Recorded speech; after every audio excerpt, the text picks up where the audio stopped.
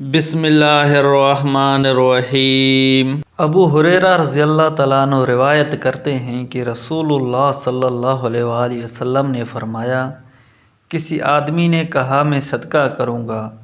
وہ اپنا صدقہ لے کر باہر نکلا تو اس نے اسے کسی چور کے ہاتھ میں تھما دیا۔ صبح ہوئی تو باتیں ہونے لگیں کہ رات کسی چور پر صدقہ کر دیا گیا۔ تو اس آدمی نے کہا، اے اللہ، ہر قسم کی حمد تیرے ہی لیے ہے، کسی چور پر صدقہ کر دیا گیا، میں ضرور صدقہ کروں گا۔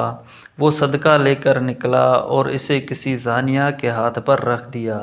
صبح ہوئی تو باتیں ہونے لگیں کہ رات کسی زانیہ پر صدقہ کر دیا گیا۔ پھر اس آدمی نے کہا، اے اللہ، ہر قسم کی حمد تیرے ہی لیے ہے، میں نے کسی زانیہ پر صدقہ کر دیا، میں ضرور صدقہ کروں گا۔ وہ صدقہ لے کر نکلا اور کسی مالدار شخص کے ہاتھ میں دے دیا۔ صبح ہوئی تو لوگ بڑے تعجب سے باتیں کرنے لگے کہ رات کسی مالدار پر صدقہ کر دیا گیا۔ اس نے کہا، اے اللہ، ہر قسم کی حمد تیرے ہی لیے ہے، میں نے چور، زانیہ اور مالدار شخص پر صدقہ کر دیا۔